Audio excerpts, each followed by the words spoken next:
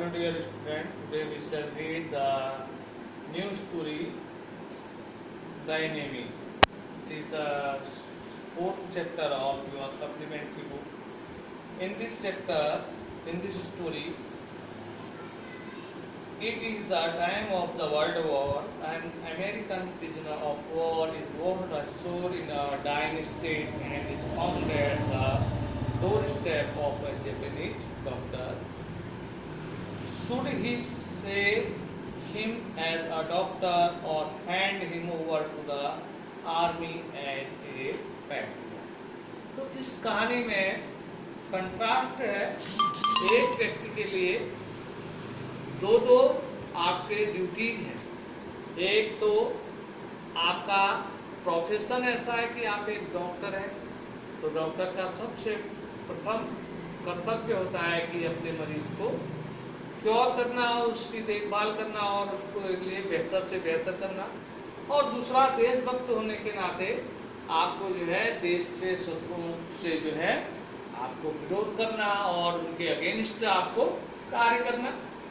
तो इस कहानी में जो डॉक्टर सैदा है वह एक जापानी डॉक्टर है और वह एक वैज्ञानिक भी है, सर्जन भी है और वह जापान के प्रसिद्ध डॉक्टरों में एक है जो कि जिसकी पहुंच वहाँ के राजमहल तक है और युद्ध का समय है।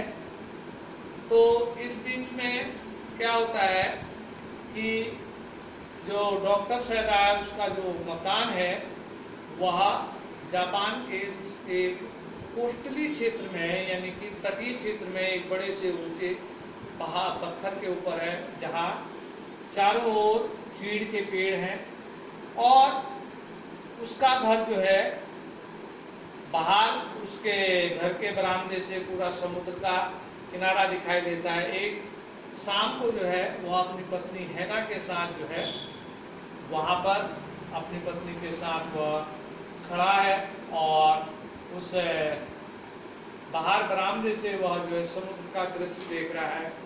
उसकी पत्नी हैना जो कि एक जापानी है, वह भी उसके साथ जो है अमेरिका में पढ़ी हुई है जहाँ से उसने डॉक्टरी की डिग्री प्राप्त की और उसके पिता के सहमति के फलस्वरूप जो है उनकी अरेंज मैरिज हुई। उसके पिताजी की डेथ हो चुकी है।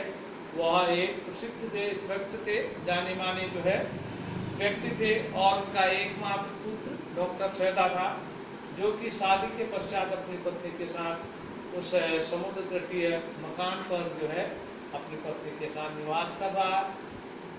तो एक शाम जब वह बालकनी से देखते हैं कि एक छाया उनको दिखाई देती है, वह एक व्यक्ति होता है जो कि अपनी कोहनी और अपने टांगों के बल जो है चल रहा है और दूर से वह देखते हैं कि समुद्र के थपेड़े ने उसे जो है किनारे फेंक दिया है और तब वह व्यक्ति मुंह के बल जो है समुद्र पर गिर जाता है, किनारे पर गिर जाता है।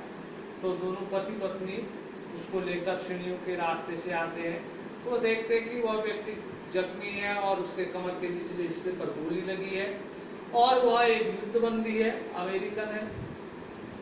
तो सबसे पहले तो डॉक्टर सैदा एक देशभक्त के नाते यह समझता है कि उसे उठाकर वापस उसे समुद्र में फेंक देना चाहिए जहाँ की वह पुनः जो है मर जाएगा। पर दूसरा उसको कर्तव्य याद आता है कि एज ए डॉक्टर वह एक चिकित्सक है और उसे गोली लगी है। सर्वप्रथम उसका यह फर्ज है कि वह उसके जीवन को बचाए, उसके बाद जो है देशभक्त के नाते जो है वह उसको जो है पुलिस को या आर्मी को, सेना को दे सकता है। वह अपनी पत्नी के साथ लगकर उसे अपने घर पर लेके आता है और अपने पिता के कमरे में जो कि बंद पड़ा है उस कमरे में उसे लिटाया जाता है। अब जो घर के नौकर है वह एक देशभक्त के होने के नाते वे लोग उसके घर को छोड़ के चले जाते हैं, पर उसकी पत्नी उससे बहुत अधिक प्रेम करती है। वह अपने पति की जो है हर कार्य में भागीदारी करती है और वह इच्छा न होते हुए भी उस व्यक्ति को नहलाती है, उसके जख्म को साफ करती है। तब है ना उसका, तब डॉक्टर सैदा उसका ऑपरेशन करता है और उसे जो है ऑपरेशन करने के पश्चात जो है उसे कमरे में छोड़ देता है। इसी बीच एक जो आर्मी का जनरल है उसकी तरफ से एक मैसेंजर आता है। वह कहता है कि डॉक्टर जनरल को जो है आपकी आवश्यकता है। तो वह उसको डॉक्टर सैदा जो है जनरल के पास पहुंचता है। तो जनरल को संभवतः सारी जानकारी होती है कि किस प्रकार वह व्यक्ति जो है उसके घर पर मौजूद है। तो वह कहता है क्योंकि तुम एक सफल सर्जन हो, मेरे को तुम्हारी ज़रूरत पड़ सकती है और हो सके तो ऑपरेशन शायद मेरे इस बीमारी में करना पड़े।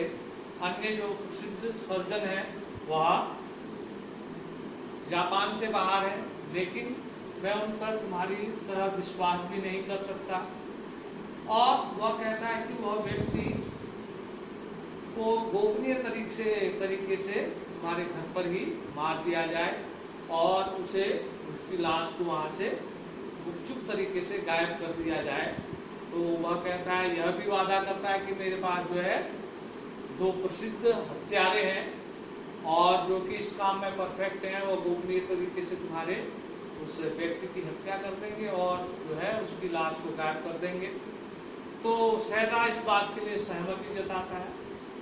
एक दिन बीतता है, वह हत्यारे नहीं आते। दूसरा दिन बीतता है, वह हत्यारे नहीं आते और तीसरा दिन बीतता है, वह हत्यारे नहीं आते। इस बीच में उसकी पत्नी और वह डॉक्टर सैदा इस बात को लेके बहुत ज़्यादा परेशान है, क्योंकि वह देशभक्त होने के नाते वह नहीं चाहते कि दुश्मन देश का व्यक्ति उनके घर पर लगातार इस प्रकार निवास करे।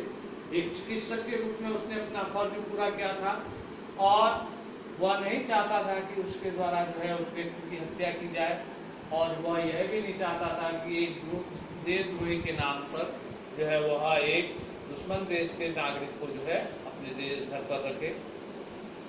तो उसी शाम डॉक्टर सैदा एक अपनी व्यक्तिगत नाव को चुपचाप समुद्र के किनारे, अंधेरा होने पर समुद्र के किनारे जो है एक ऊँट से बांधता है और वह दिन में ही गोपनीय तरीके से कुछ पानी की बोतलें, गद्दे, खाने का सामान वह चुपचाप उस नाव पर रख देता है और शाम को वह टॉर्च के सहारे जो है अपनी जो व्यक्तिगत टॉर्च है उसको देता है और उससे कहता है कि तुम चुपचाप यहाँ से निकल जाओ और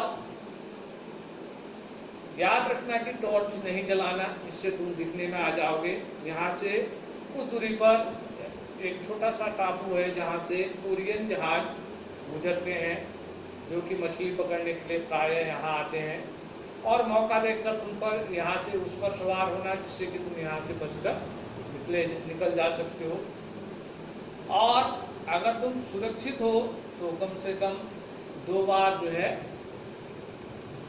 टॉर्च, दिन में जो है 2 बार टॉर्च का प्रकाश मेरे घर की ओर करना। याद रहे कि रात्रि को जो है टॉर्च का प्रकाश नहीं करना, उससे जो है तुम पकड़ में आ सकते हो। और यह भी ध्यान रखना कि तुम वहाँ पर आग न जलाओ, क्योंकि आग जलाकर भी तुम दूसरों की नज़र में आ सकते हो। और यहाँ खाने का सामान खत्म, जब खाने का सामान खत्म हो जाए तो तुम वहाँ पर जो है मछली मारकर अपने जीवन का गुजारा करना, तुम्हारी यात्रा शुभ हो। इस प्रकार उसे जो है वहाँ से वह उस एनेमी को, यानी जो शत्रु देश का सैनिक है, उसको वहाँ से विदा करता है। और इसी बीच जनरल का ऑपरेशन होता है। कुछ दिनों बाद जनरल उसे बुलावा भेजता है तो वह जनरल से मिलने जाता है। तो वह कहता है, डॉक्टर सैदा कहता है कि वह जो एनेमी सोल्जर था वह वहाँ से बचकर भाग गया है। तो इसका आरोप जनरल अपने आप पर ही लगाता है। वह कहता है कि मैंने तुमसे वादा किया था कि मैं 2 प्रसिद्ध हत्यारे भेजूंगा जिसके द्वारा जो है वे हत्या करके उसके शव को गायब कर देंगे और इस बात के लिए तुम दोषी नहीं हो बल्कि दोषी मैं हूँ, क्योंकि मैंने वादा करके अपने वादे को नहीं निभाया। और इस प्रकार जो सैदा और उसकी पत्नी का जीवन सुरक्षित हो जाता है, क्योंकि इस अभियोग को जो है जनरल अपने ऊपर ले लेता है, और जो नौकर है उस इनैनी सोल्जर के जाने के पश्चात जो उस घर के जो नौकर है वह पुनः उसके घर में लौट आते हैं और उनके घर का कार्यक्रम जो है खुशी से चलने लगता है। यही पाठ का सारांश है। तो ये जो डिफिकल्ट वर्ड है इनको आप अपनी कॉपी पर उतार लेंगे, कल इसके पाठ से संबंधित प्रश्न उत्तर आपको कराए जाएंगे।